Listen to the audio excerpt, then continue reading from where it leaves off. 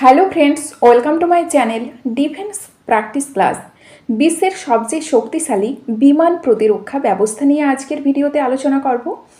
বিশ্বের বিভিন্ন দেশের শক্তিশালী প্রতিরক্ষা ব্যবস্থা এবং ক্ষেপণাস্ত্র কী কী আছে তাই নিয়ে ডিটেলসে আলোচনা করব। তোমরা ভিডিওটি প্রথম থেকে শেষ পর্যন্ত দেখো এবং ভিডিওটি যদি ভালো লেগে থাকে অবশ্যই একটি লাইক করবে এবং বন্ধুদের সাথে শেয়ার করবে। ফার্স্ট প্রশ্ন, কোন দেশ থেকে S-400 ক্ষেপণাস্ত্র কেনা হয়েছে? কোন দেশ থেকে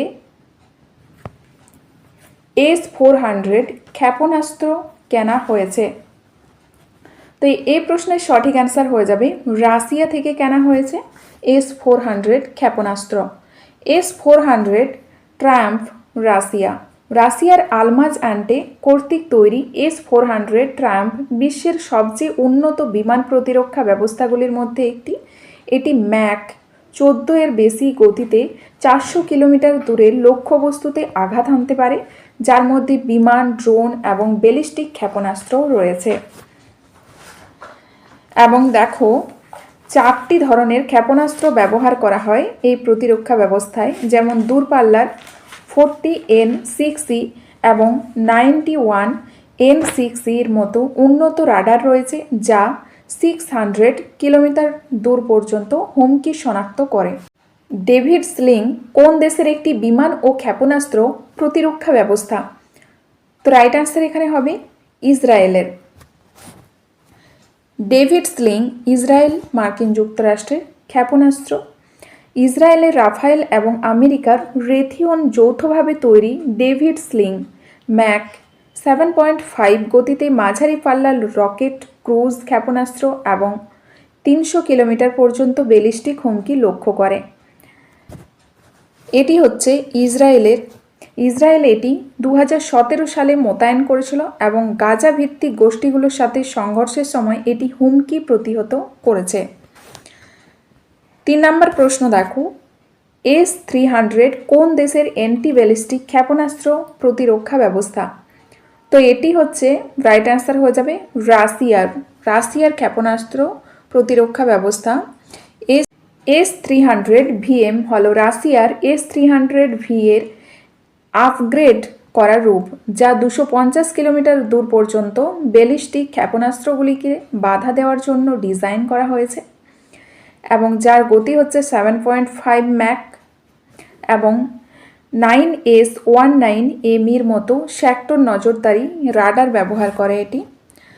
terminal high altitude area defence কোন দেশের অ্যান্টি ব্যালিস্টিক ক্ষেপণাস্ত্র প্রতিরক্ষা ব্যবস্থা? তো এটি হচ্ছে মার্কিন যুক্তরাষ্ট্রের। লকহিড মার্টিন দ্বারা তৈরি THAAD তাদের টার্মিনাল পর্যায়ে ব্যালিস্টিক ক্ষেপণাস্ত্রগুলিকে বাধা দেওয়ার ক্ষেত্রে বিশেষজ্ঞ। এটি হিট টু কিল প্রযুক্তি ব্যবহার করে এবং পরীক্ষায় 100% সাফল্যের হার অর্জন করে। নেক্সট দেখো, 5 নম্বর দেখো, MIM-104 পেট্রিয়ট মিসাইল সিস্টেমটি কোন দেশের তৈরি? তো এটি হচ্ছে মার্কিন যুক্তরাষ্ট্রের তৈরি। 1981 সাল থেকে কার্যকর পেট্রিয়ট সিস্টেমটি বিমান, ক্রুজ ক্ষেপণাস্ত্র এবং স্বল্প পাল্লার ব্যালিস্টিক হুমকির বিরুদ্ধে প্রতিরক্ষা করে। এর PAC-3 ক্ষেপণাস্ত্রগুলি 160 কিলোমিটার পাল্লার সাথে ম্যাক 8 গতিতে লক্ষ্যবস্তুকে আঘাত হানতে পারে। HQ-9 কোন দেশের তৈরি একটি ভূমি থেকে আকাশে নিক্ষেপযোগ্য ক্ষেপণাস্ত্র প্রতিরক্ষা ব্যবস্থা? তো রাইট অ্যান্সার হয়ে যাবে চীনের।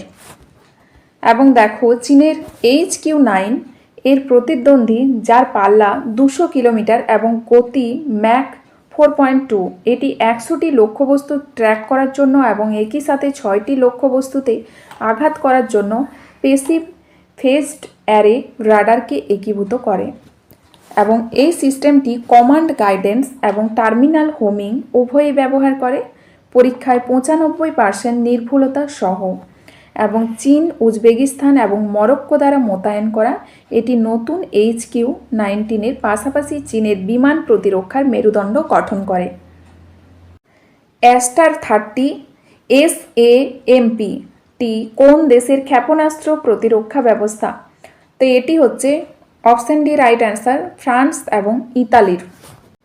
Ester 30 SAMPT, France Italy.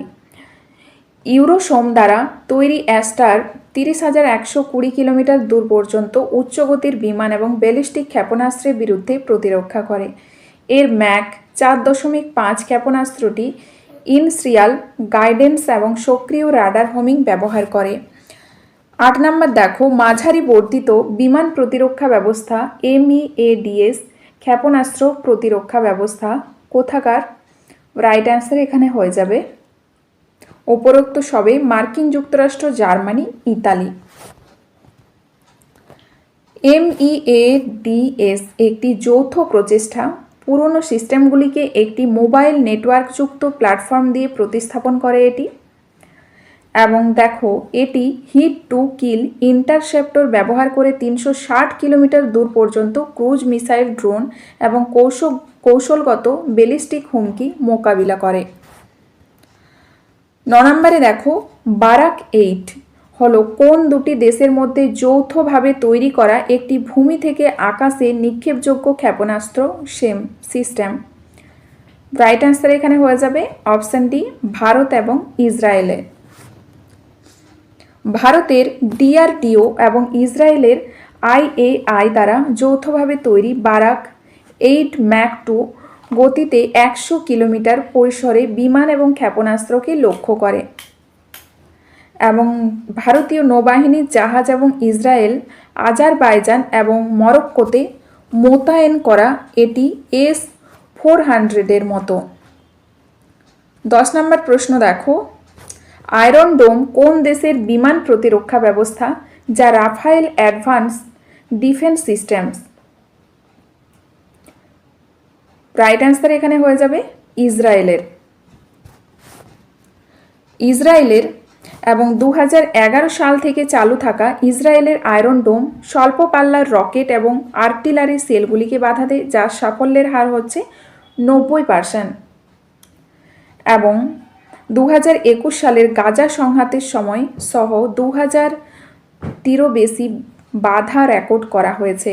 মার্কিন যুক্তরাষ্ট্র এবং রোমানিরাও এই সিস্টেমটি অর্জন করেছে। সম্প্রতি কোন মিসাইলের নতুন একটি কাউন্টার ড্রোন সিস্টেমের সফল পরীক্ষা নিরীক্ষা করা হয়েছে? রাইট অ্যান্সার হয়ে যাবে ভার্গবাস্ত্র। 13 মে সেনাবাহিনীর শীর্ষ কর্তাদের উপস্থিতিতে ভার্গবাস্ত্রর সফল ট্রায়াল হলো কোথায়? উড়িষ্যার গোপালপুরে। এবং মহাভারতের ভার্গবাস্ত্রর উল্লেখ রয়েছে। ব্রহ্মাস্ত্র ও ব্রহ্মশির অস্ত্রকে ধ্বংস করার ক্ষমতা ছিল এ বিশেষ অস্ত্রের। ভার্গবাস্ত্র আধুনিক যুগের, তবে কাজে ভার্গবাস্ত্র এর সমানই বলা যায়। শত্রুপক্ষের ঝাঁক বেঁধে আসা ড্রোন চিহ্নিত করে ধ্বংস করে। 6 কিলোমিটার আওতায় আসা কোনো আকাশযানেই কিন্তু ছাড় পাবে না এর হাত থেকে।